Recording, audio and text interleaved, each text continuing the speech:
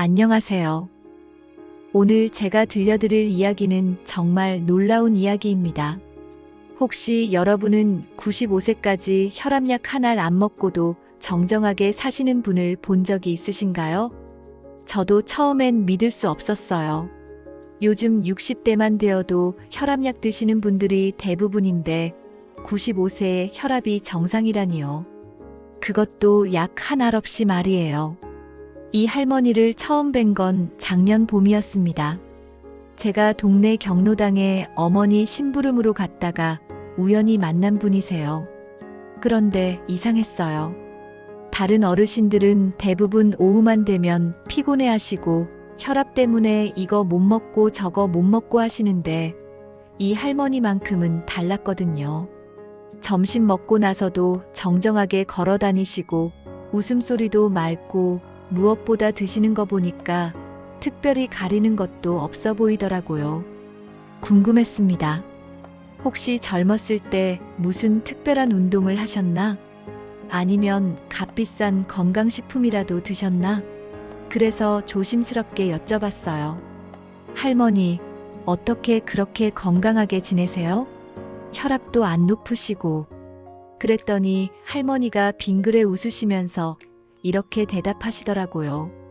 뭘 특별한 거 했겠어, 애야. 그냥 살던 대로 살았을 뿐이지. 그냥 살던 대로요? 그게 무슨 뜻인지 더 자세히 알고 싶어서 몇 번 더 찾아뵀습니다. 그러면서 들은 이야기들이 정말 놀라웠어요. 우리가 건강해지려고 이것저것 애쓰는 것들보다 훨씬 간단하고 자연스러운 방법들이었거든요. 혹시 여러분은 아침에 일어나자마자 뭘 하세요?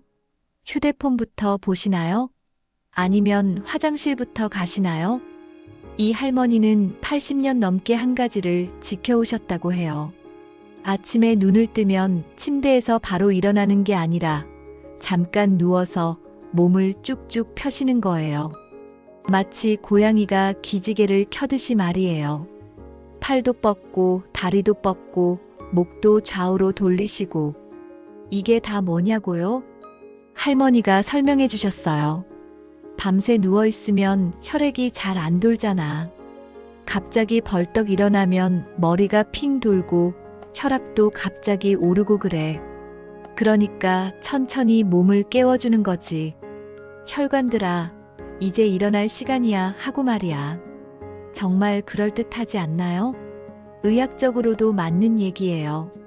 아침에 갑자기 일어나면 혈압이 급상승할 수 있거든요. 특히 나이 드신 분들한테는 위험하기도 하고요. 그 다음에는 뭘 하시는지 아세요? 물 한 잔을 천천히 마시신다고 해요. 그런데 이것도 그냥 마시는 게 아니라 입에 머금고 조금씩 삼키신다고 하더라고요. 밤새 몸이 말랐으니까 갑자기 많이 마시면 부담이 돼. 조금씩 적셔주는 거야. 이것도 정말 현명한 방법이에요. 탈수 상태였던 몸에 갑자기 많은 물이 들어가면 오히려 신장에 부담을 줄 수 있거든요. 그리고 나서 할머니가 하시는 일이 또 재밌어요. 화장실 다녀오시고 나서 거울 앞에서 자기 얼굴을 보시면서 오늘도 수고해라, 내 몸아 하고 인사를 하신다는 거예요. 처음엔 우스갯소리인 줄 알았는데 계속 들어보니까 이것도 나름의 철학이 있더라고요.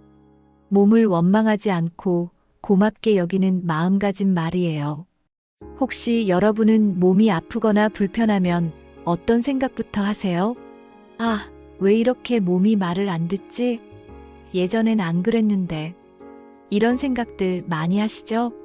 그런데 할머니는 반대로 생각하신다는 거예요. 95년 동안 이렇게 열심히 일해준 몸인데 고맙지 뭐. 이런 마음가짐이 정말 대단하다고 생각했어요. 자, 그럼 혹시 궁금하신 게 있을 것 같아요. 혈압이 정말 한 번도 안 올랐냐고요. 사실 이것도 제가 물어봤거든요. 할머니, 젊었을 때부터 지금까지 혈압이 한 번도 높지 않으셨어요? 그랬더니 할머니가 솔직하게 대답해 주시더라고요. 높을 때도 있었지, 그럼. 특히 남편 잃고 나서는 한동안 마음이 너무 아파서 몸도 많이 상했어. 할머니 남편분이 20년 전에 돌아가셨다고 해요. 그때 할머니 나이가 75세셨는데 갑자기 혼자가 되니까 정말 많이 힘드셨다고 하더라고요. 그때는 정말 혈압이 오르고 잠도 못 자고 밥맛도 없었다고 해요. 병원에 가니까 의사가 혈압약을 처방해 주더라는 거예요. 그런데 여기서 할머니가 선택한 방법이 남달랐어요. 약을 아예 안 먹은 게 아니라 일단 3개월만 먹어보자고 하신 거예요. 그러면서 동시에 생활 습관을 바꾸기 시작하셨다고 해요. 일단 슬픔에만 빠져있지 말고 몸부터 추스르자. 그렇게 생각하신 거죠. 어떻게 하셨는지 아세요? 일단 매일 아침마다 남편 산소에 인사를 드리러 가셨어요. 집에서 10분 거리에 있는 야트막한 산이었는데 거기까지 걸어서 올라가시는 거예요. 처음에는 숨이 차고 다리도 아팠지만 계속 하시다 보니까 점점 쉬워지더라는 거예요. 그리고 산에서 내려오면서 시장에 들러서 그날 먹을 거 조금씩 사오시고 집에 와서는 정성스럽게 차려 드시고 이런 식으로 3개월을 보내고 병원에 가보니까 혈압이 정상으로 돌아와 있더라는 거예요. 의사가 깜짝 놀라면서 어머니 무슨 비법이라도 있으세요? 하고 물어봤다고 해요. 할머니는 그냥 매일 산책하고 잘 먹었을 뿐이에요 하고 대답하셨대요. 의사가 혈압약을 끊어도 되겠다고 하셨고 그 후로 20년 동안 한 번도 혈압 때문에 약을 드시지 않았다는 거예요. 정말 놀랍지 않나요? 물론 처음에는 의사도 의심스러워 했대요. 정말 괜찮은지 한 달에 한 번씩 검사를 받으라고 하셨거든요. 그런데 몇 달 지나고 1년 지나고 계속 정상이니까 의사도 인정할 수밖에 없었던 거죠. 자, 그럼 여기서 한 가지 더 궁금한 게 있을 거예요. 할머니가 드시는 음식이 정말 특별한 건 아닌가? 비싼 건강식품이라도 드시는 건 아닌가? 이것도 제가 직접 물어봤어요. 할머니 댁에서는 뭘 주로 드세요? 혹시 특별한 보약이라도? 할머니가 웃으시면서 대답하시더라고요. 보약이 뭐가 따로 있어? 밥이 보약이지.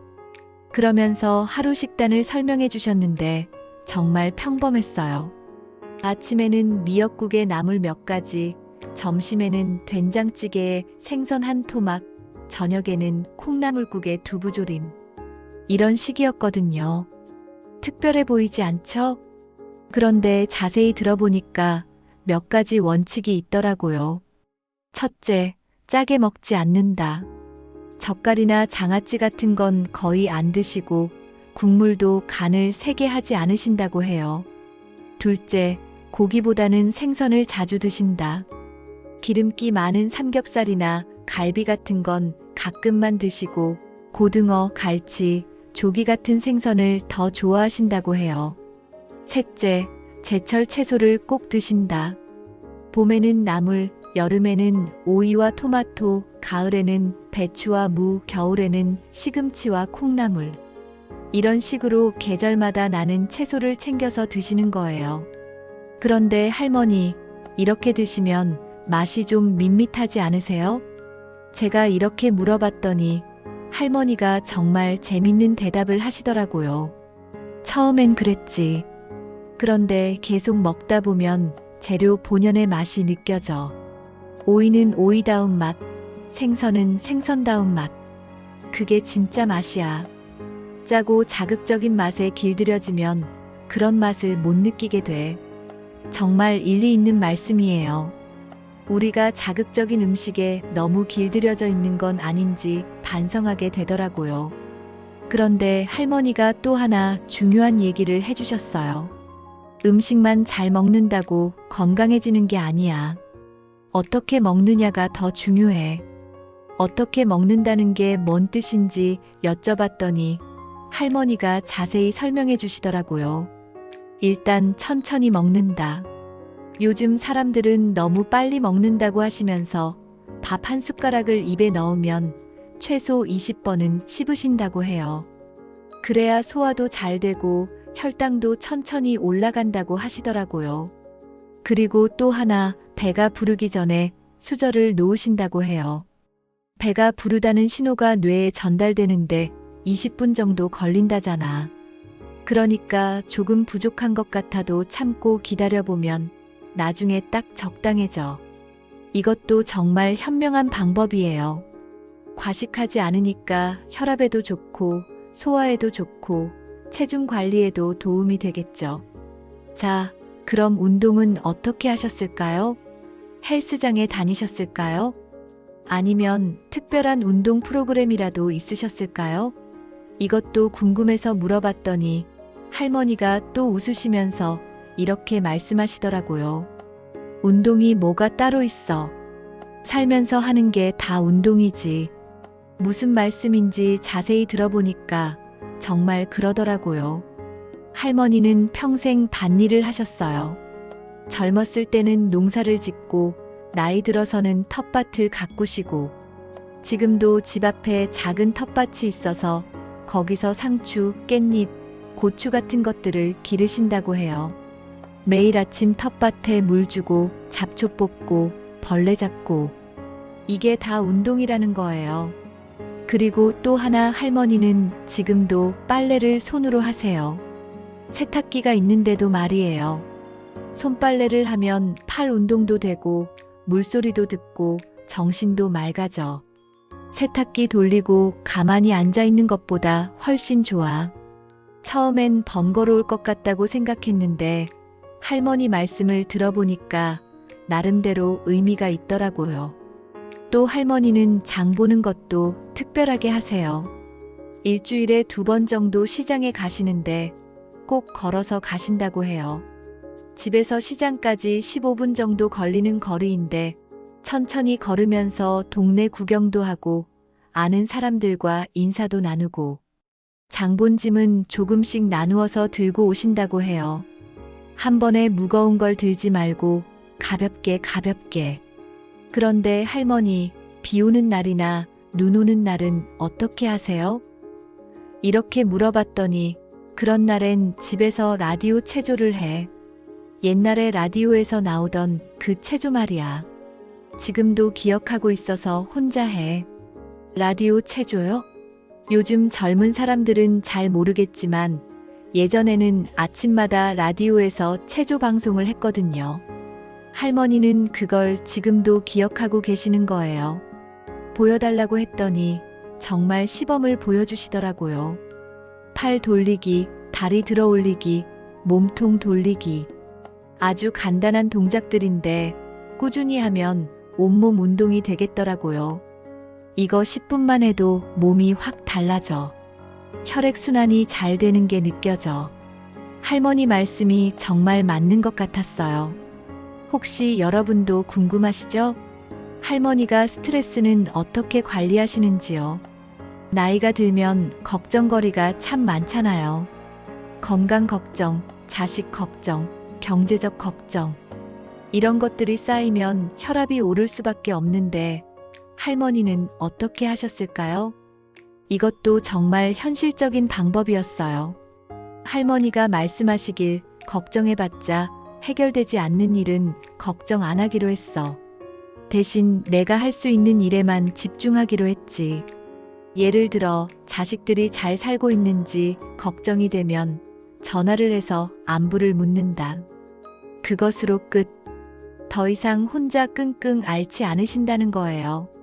건강이 걱정되면 병원에 가서 검사를 받는다. 그리고 의사 말씀대로 생활한다. 그것으로 끝. 밤새 인터넷 검색하면서 이 병 저 병 걱정하지 않으신다는 거예요. 요즘 사람들은 너무 많이 알려고 해서 오히려 스트레스 받는 것 같아. 나는 모르는 게 약이라고 생각해. 그리고 할머니만의 특별한 스트레스 해소법이 있어요. 바로 뜨개질이에요. 할머니는 60년 넘게 뜨개질을 하고 계세요. 손자, 손녀들 옷은 물론이고 이웃집 아이들 모자나 장갑도 떠주시고 뜨개질하고 있으면 마음이 차분해진다고 하시더라고요. 바늘 돌리는 소리, 실이 엮이는 느낌. 이런 게 좋아. 그리고 뭔가 하나씩 완성되어 가는 걸 보면 뿌듯하고, 걱정할 시간에 이런 거 하는 게 훨씬 나아. 정말 그럴 것 같아요. 손을 움직이니까 치매 예방에도 좋고, 집중하니까 잡념도 사라지고, 완성되면 성취감도 느끼고, 일석삼조네요. 혹시 뜨개질이 어려우신 분들은 어떻게 하면 좋을까요? 할머니가 추천해 주신 게 있어요. 바로 콩 고르기예요. 콩을 한 줌 쏟아놓고 벌레 먹은 거 골라내고 색깔 좋은 거만 골라내는 거야. 이것도 집중해야 하는 일이라 마음이 차분해져. 정말 그럴 것 같지 않나요? 그런데 여기서 한 가지 더 중요한 비밀이 있어요. 할머니의 인간관계예요. 혼자 사시지만 외롭지 않으세요. 왜냐하면 매일 만나는 사람들이 있거든요. 경로당에서 만나는 친구들, 시장에서 만나는 상인들, 동네에서 마주치는 이웃들. 이분들과 매일 안부를 묻고 이야기를 나누신다고 해요. 사람은 혼자 살면 안 돼. 누군가와 말을 나누고 웃고 때로는 걱정도 나누고 그래야 마음이 건강해져. 마음이 건강해야 몸도 건강한 거고. 할머니 말씀이 정말 맞는 것 같아요. 요즘 혼자 사시는 어르신들이 우울증이나 치매에 걸리시는 경우가 많다고 하는데 결국 사람과의 관계가 중요한 거죠. 할머니는 또 이런 말씀도 하셨어요. 남한테 베푸는 게 제일 좋은 약이야. 무슨 뜻이냐고 했더니 뜨개질한 것들을 이웃집에 나누어 주고 텃밭에서 기른 채소도 나누어 주고 가끔은 밑반찬을 만들어서 혼자 사는 이웃에게 갖다 드리신다고 해요. 남 좋은 일하면 내 마음도 좋아져. 마음이 좋으면 몸도 편해지고 정말 그런 것 같아요. 베푸는 기쁨이라는 게 정말 있거든요. 남을 도와주면 자신도 행복해지는 그런 선순환이 할머니 건강의 비밀 중 하나가 아닐까 싶어요. 그런데 여기서 정말 놀라운 얘기가 하나 더 있어요. 할머니가 최근에 건강검진을 받으셨는데 의사가 정말 깜짝 놀랐다고 해요. 95세 나이에 혈관 나이가 70대 수준이라는 거예요. 어떻게 이런 일이 가능할까요? 의사 선생님이 할머니께 물어봤대요. 어머니, 혹시 젊었을 때 운동선수셨어요? 아니면 특별한 치료라도 받으신 적이 있으세요? 할머니는 그냥 웃으시면서 별거 안 했는데요. 하고 대답하셨다고 해요. 의사가 믿지 못하겠다는 표정이었다는군요. 그래서 할머니가 자세히 설명해 드렸대요. 평생 일찍 자고 일찍 일어났다. 자극적인 음식 안 먹었다. 매일 몸을 움직였다. 스트레스 받을 일 피했다. 이런 간단한 얘기들을요. 그랬더니 의사가 고개를 끄덕이면서 그게 바로 최고의 치료법이에요라고 하셨대요. 할머니가 웃으시면서 의사 양반이 내가 뭘 했는지는 안 물어보고 뭘 안 했는지만 물어보더라고 하시더라고요. 정말 재밌는 관점이에요. 우리는 늘 뭘 더 해야 건강해질까 생각하는데 할머니는 반대로 뭘 안 하는 게 건강에 좋을까를 생각하신 거예요. 예를 들어 밤늦게 안 먹는다. 화나는 일에 오래 매달리지 않는다. 남의 일에 지나치게 간섭하지 않는다. 몸에 무리가 가는 일은 피한다. 이런 것들이요. 뭔가를 더하는 게 아니라 빼는 것들로 건강을 지키신 거죠. 할머니가 또 인상 깊은 말씀을 하셨어요. 나는 내 몸의 신호를 잘 들으려고 노력했어. 무슨 뜻이냐고 했더니 피곤하면 쉬고, 목마르면 물을 마시고, 졸리면 자고. 이런 자연스러운 신호를 무시하지 않으려고 하신다는 거예요. 요즘 사람들은 몸이 피곤하다고 해도 계속 일하고, 목이 마르다고 해도 커피나 음료수만 마시고, 졸리다고 해도 억지로 깨어 있으려고 해. 그러면 몸이 스트레스 받을 수밖에 없어. 정말 맞는 말씀이에요. 우리가 몸의 신호를 얼마나 자주 무시하고 살고 있는지 반성하게 됐어요. 할머니는 특히 계절 변화에 민감하게 반응하세요. 봄이 오면 나무를 뜯으러 야산에 가시고, 여름에는 시원한 오이 냉국을 끓여 드시고, 가을에는 핵곡식으로 영양을 보충하시고, 겨울에는 따뜻한 차를 자주 우려 마시세요. 몸도 자연의 일부라서 자연의 리듬에 맞춰 살아야 해. 여름에 뜨거운 음식만 먹으면 몸이 더 덥잖아. 겨울에 차가운 것만 먹으면 몸이 더 추워지고, 이런 자연스러운 생활이 결국 혈압을 안정적으로 유지하는데 도움이 된 것 같아요. 그런데 여러분, 정말 놀라운 건 따로 있어요. 할머니가 85세 때 일인데 갑자기 어지러움증이 생겨서 병원에 가셨대요. 그때 의사가 혈압을 재보니까 평소보다 조금 높더라는 거예요. 160 정도였다고 해요. 의사가 어머니, 이제 나이도 있으시니까 혈압약을 드시는 게 좋겠어요 라고 하셨대요. 그런데 할머니가 뭐라고 하셨는지 아세요? 선생님, 일주일만 시간을 주세요. 제가 한번 해볼 게 있어요. 의사는 의아해 하셨지만 일주일 후에 다시 오라고 하셨어요. 그래서 할머니가 집에 와서 뭘 하셨는지 정말 궁금하지 않나요? 할머니가 그 일주일 동안 하신 일을 자세히 들려주셨어요. 일단 평소보다 물을 더 많이 마셨다고 해요. 하루에 8잔 정도요. 그리고 소금을 평소의 절반으로 줄이셨어요. 국물도 더 싱겁게 끓이고 김치도 덜 짜게 담그신 거 드시고, 그리고 가장 중요한 건 걱정을 줄이셨다는 거예요. 그때 마침 큰아들이 사업이 잘 안 되고 있어서 내가 계속 걱정하고 있었거든. 그런데 생각해 보니까 내가 걱정한다고 아들 사업이 잘 되는 건 아니잖아. 오히려 내가 스트레스 받아서 몸 망치면 아들한테 더 걱정 끼치는 거고. 정말 현명한 판단이에요. 그래서 할머니가 어떻게 하셨는지 아세요? 아들한테 전화를 걸어서 이렇게 말씀하셨대요. 아들아, 엄마는 내가 어떤 상황이든 다 잘 해낼 거라고 믿어. 그러니까 너무 스트레스 받지 말고 건강만 챙겨라. 엄마도 내 건강 챙기느라 바쁘니까 너무 걱정하지 마. 아들분이 오히려 위로가 되셨다고 하더라고요.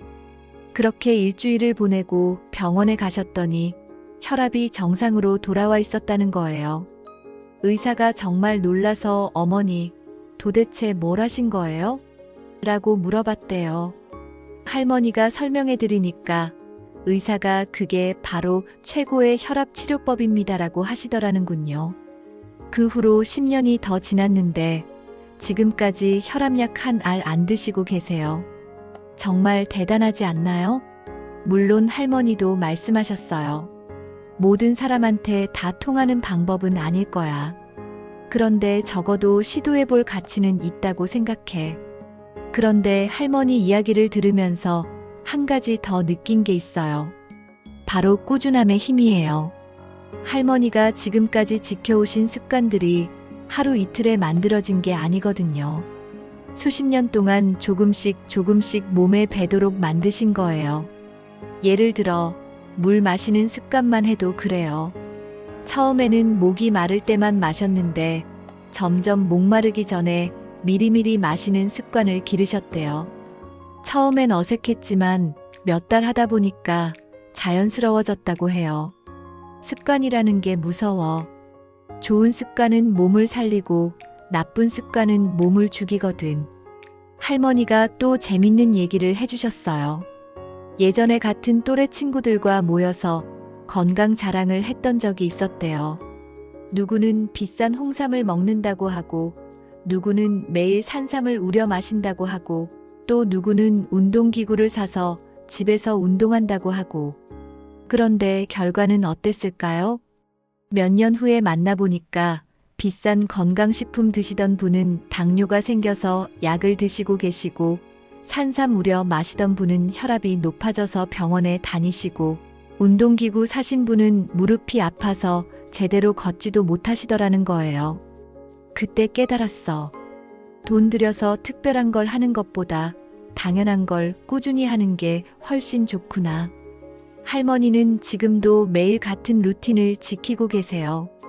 아침 6시에 일어나서 몸을 쭉쭉 펴고 물 한 잔 마시고 세수하고 간단한 아침 먹고 텃밭에 나가서 30분 정도 일하고 그 다음에 시장에 나가서 사람들과 인사 나누고 오후에는 뜨개질하거나 책 읽기, 저녁엔 일찍 주무시고 80년 넘게 이런 생활을 하고 계신 거예요. 혹시 여러분은 이런 생각 안 드세요? 에이, 그런 게 뭐가 어려워. 나도 할 수 있어. 그런데 막상 해보면 며칠 못 가서 포기하게 되죠. 왜 그럴까요? 할머니가 그 비결도 알려주셨어요. 처음부터 완벽하게 하려고 하면 안 돼. 하나씩 하나씩 늘려가는 거야. 할머니도 처음부터 지금처럼 완벽하게 살지 않으셨대요. 젊었을 때는 밤늦게 일하기도 하고, 걱정도 많이 하고, 화도 잘 내고 그랬다고 해요. 그런데 나이가 들면서 조금씩 깨달아 가신 거죠. 아, 이렇게 살면 몸이 힘들어 하는구나. 그럼 조금씩 바꿔보자. 그래서 할머니가 추천해 주신 방법이 있어요. 일단 한 가지만 정해서 한 달만 해봐. 예를 들어, 물을 더 마시기로 했으면 한 달 동안은 그것만 신경 써. 그 다음 달에는 거기에 하나 더 추가하고. 이런 식으로 천천히 늘려가는 거야. 정말 현실적인 조언이에요. 우리가 실패하는 이유가 대부분 한 번에 너무 많은 걸 바꾸려고 해서잖아요. 금연, 금주, 운동, 다이어트, 일찍 자기. 이런 걸 한꺼번에 시작하면 며칠 못 가서 포기하게 되죠. 할머니는 또 이런 말씀도 하셨어요. 몸이 적응할 시간을 줘야 해. 갑자기 바꾸면 몸이 놀라거든. 예를 들어 평소에 밤 12시에 자던 사람이 갑자기 9시에 자려고 하면 잠이 안 오죠. 그러니까 조금씩 앞당기는 거예요. 11시 30분, 11시, 10시 30분. 이런 식으로 천천히요. 할머니 얘기를 들으면서 정말 많이 배웠어요. 건강하게 사는 게 이렇게 간단한 건데 왜 우리는 복잡하게 생각하고 살았을까요? 비싼 건강식품 사고 헬스장 등록하고 각종 검사 받고 물론 이런 것들도 필요하긴 하지만 가장 기본이 되는 건 결국 생활 습관이었던 거예요. 할머니가 마지막으로 해주신 말씀이 있어요. 건강은 하루아침에 만들어지는 게 아니야. 그런데 하루아침에 무너질 수는 있어. 그러니까 매일매일 조금씩이라도 챙겨야 해. 정말 와닿는 말씀이에요. 오늘 하루 물 한 잔 더 마시고, 오늘 하루 조금 더 일찍 자고, 오늘 하루 짜게 먹지 않고, 이런 작은 것들이 쌓여서 95세에도 혈압약 안 먹는 건강함을 만드는 거겠죠. 그런데 혹시 여러분 중에서 이미 혈압약을 드시고 계신 분들은 어떻게 하면 좋을까요? 당장 약을 끊을 수는 없잖아요. 이것도 할머니께 여쭤봤어요. 그랬더니 약을 끊는 게 목표가 아니라 건강해지는 게 목표야. 약을 먹으면서도 생활 습관을 고치면 언젠가는 의사가 약을 줄여줄 거야 라고 하시더라고요. 실제로 할머니 주변에도 그런 분들이 계시대요. 처음에는 혈압약 3알씩 드시던 분이 생활 습관을 바꾸고 나서 한 알로 줄어들고 나중에는 아예 끊게 되신 경우도 있다고 해요. 물론 의사와 상의해서 천천히 줄여나가신 거겠지만 그래도 가능한 일이라는 거죠. 할머니가 강조하신 건 조급해하지 말라는 거였어요. 몸이 망가지는데도 몇십 년 걸렸는데 좋아지는 것도 시간이 걸리지. 한 달, 2달 해보고 포기하면 안 돼. 최소한 6개월은 꾸준히 해봐야 해. 정말 맞는 말씀이에요. 우리가 너무 빠른 결과를 원하는 경우가 많거든요. 그런데 할머니 이야기 중에서 가장 감동적인 부분이 있었어요. 할머니가 80세쯤 되셨을 때 갑자기 큰 스트레스를 받은 일이 있었대요. 둘째 아들이 사업에 실패해서 빚을 지게 됐거든요. 할머니가 얼마나 걱정이 되셨겠어요. 그때 혈압이 확 올라가서 응급실에 실려가기까지 하셨대요. 의사가 어머니, 이제는 정말 약을 드셔야겠어요. 나이도 있으시고 스트레스도 심하시고 라고 하셨는데 할머니가 또 일주일만 시간을 달라고 하셨어요. 그런데 이번에는 뭘 하셨을까요? 놀랍게도 할머니는 아들 걱정을 하는 대신 아들을 도울 방법을 찾기 시작하셨어요. 집에 있던 금반지를 팔아서 아들한테 보내드리고 동네 사람들한테 아들이 일할 곳이 없는지 수소문해 보시고 그러니까 걱정으로 끙끙 앓는 대신에 실제로 할 수 있는 행동을 하신 거예요. 걱정만 하고 있으니까 혈압이 오르는 거야. 뭔가 행동을 하니까 마음이 편해지더라고. 정말 그랬대요. 아들 문제를 해결하려고 이리저리 뛰어다니시니까 운동도 되고 마음도 편해지고 일주일 후에 병원에 가보니까 혈압이 또 정상으로 돌아와 있었다는 거예요. 의사가 정말 놀라면서 어머니는 정말 특별하세요. 스트레스를 이겨내는 능력이 남다르시네요 라고 하셨대요. 그런데 할머니 말씀이 특별한 게 아니라 그냥 걱정할 시간에 뭔가 하는 거예요 라고 하셨다고 해요. 이 얘기를 들으면서 정말 많이 배웠어요. 우리는 스트레스를 받으면 그냥 참거나 아니면 술 마시거나 폭식하거나 이런 식으로 해결하려고 하잖아요. 그런데 할머니는 스트레스의 원인을 해결하려고 직접 행동하신 거예요. 그러니까 마음도 편해지고 몸도 건강해지는 거죠. 할머니는 또 이런 말씀도 하셨어요. 나는 늘 감사하는 마음으로 살려고 했어. 무슨 뜻이냐고 했더니 아침에 일어날 수 있어서 감사하고 밥을 맛있게 먹을 수 있어서 감사하고 걸을 수 있어서 감사하고 이런 마음으로 살아왔다는 거예요. 같은 상황이라도 감사하게 생각하면 스트레스가 덜 받아져. 예를 들어 계단을 올라가기 힘들면 왜 이렇게 힘들지라고 생각할 수도 있고 다리가 아직 튼튼해서 올라갈 수 있구나 라고 생각할 수도 있잖아. 어떻게 생각하느냐에 따라 몸의 반응이 달라져. 정말 그런 것 같아요. 같은 일이라도 마음가짐에 따라 스트레스가 될 수도 있고 감사할 일이 될 수도 있는 거죠. 할머니는 평생 후자를 선택해서 사신 거예요. 그리고 할머니만의 특별한 건강법이 하나 더 있어요. 바로 웃음이에요. 할머니는 하루에 몇 번씩은 꼭 웃으신다고 해요. TV 보면서도 웃고 친구들과 얘기하면서도 웃고 혼자 있을 때도 재밌는 일 생각하면서 웃고 웃으면 혈관이 넓어진다고 하던데 정말 그런 것 같아. 웃고 나면 몸이 확 풀리는 게 느껴져. 의학적으로도 맞는 얘기예요. 웃으면 엔돌핀이 나와서 스트레스가 줄어들고 혈관이 이완되면서 혈압이 내려간다고 하잖아요. 할머니는 이론은 모르셨지만 몸으로 체험하신 거죠. 그런데 혹시 억지로 웃을 수는 없잖아요.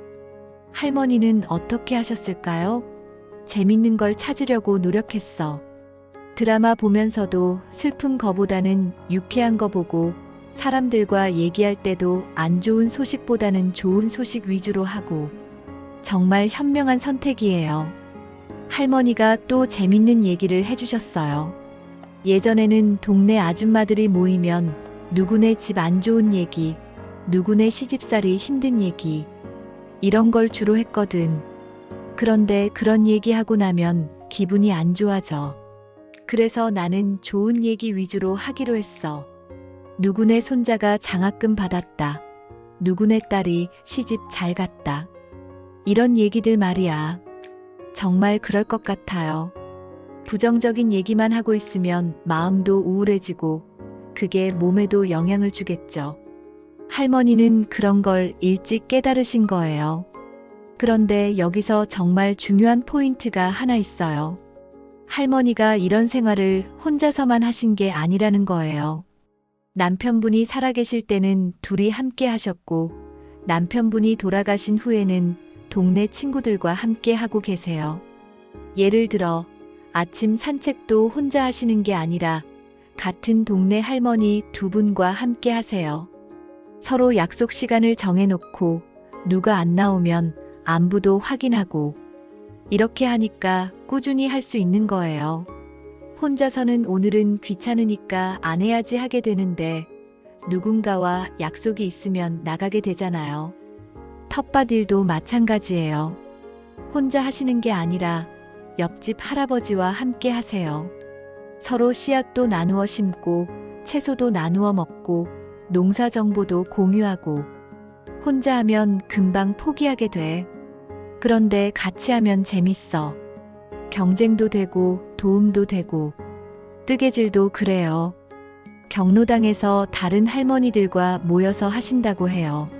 서로 새로운 뜨개 방법도 가르쳐주고 완성된 작품도 자랑하고.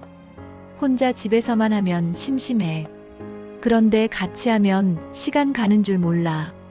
이런 얘기들을 들으면서 깨달은 게 있어요. 건강하게 사는 것도 혼자서는 어렵다는 거예요. 누군가와 함께 할 때 더 쉽고 더 재밌고 더 오래 지속할 수 있는 거죠. 할머니의 건강 비결 중 하나가 바로 이런 함께하는 건강 관리였던 것 같아요.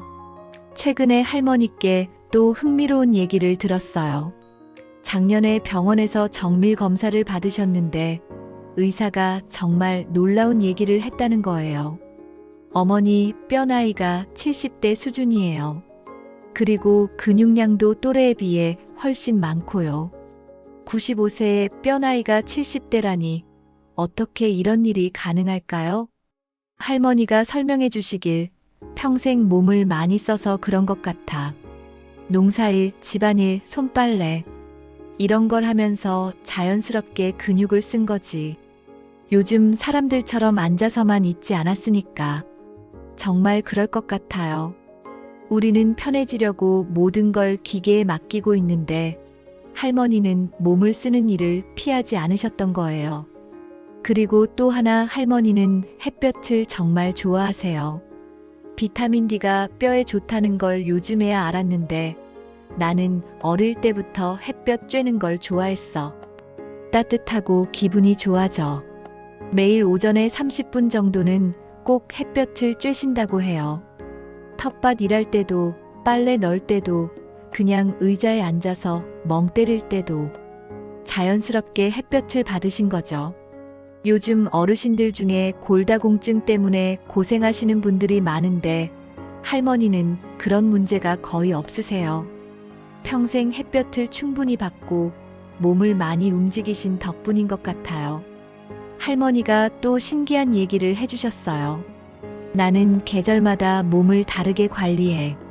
무슨 뜻이냐고 했더니 봄에는 몸을 깨우는 시기라서 나물을 많이 드시고 여름에는 몸을 식히는 시기라서 오이, 수박 같은 걸 드시고 가을에는 몸을 보하는 시기라서 견과류나 곡식을 드시고 겨울에는 몸을 따뜻하게 하는 시기라서 생강차, 대추차 같은 걸 드신다는 거예요. 몸도 자연의 일부니까 자연의 리듬에 맞춰 살아야 해. 여름에 몸을 따뜻하게 하려고 하면 오히려 무리가 가고 겨울에 몸을 차갑게 하면 병이 나는 거야. 정말 옛 어른들의 지혜가 담긴 말씀이에요.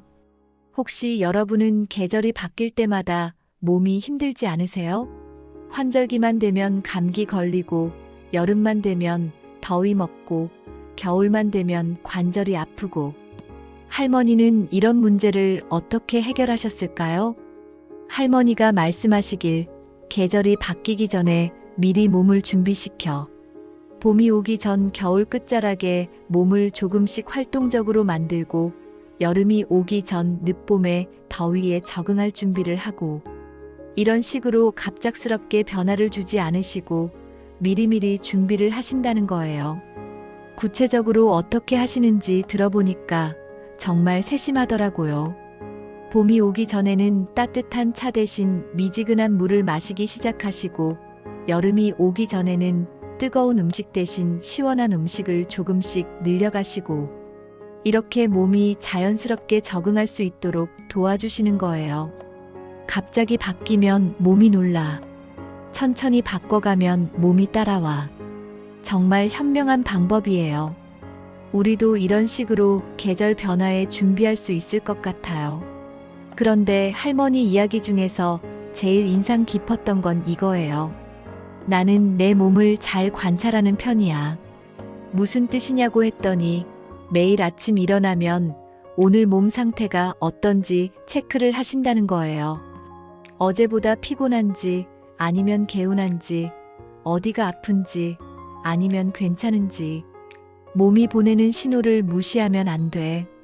피곤하면 쉬어야 하고, 아프면 치료받아야 하고, 스트레스 받으면 해결해야 하고, 그런 신호들을 잘 들어야 해. 정말 당연한 얘기 같지만 우리는 얼마나 자주 몸의 신호를 무시하고 살고 있나요?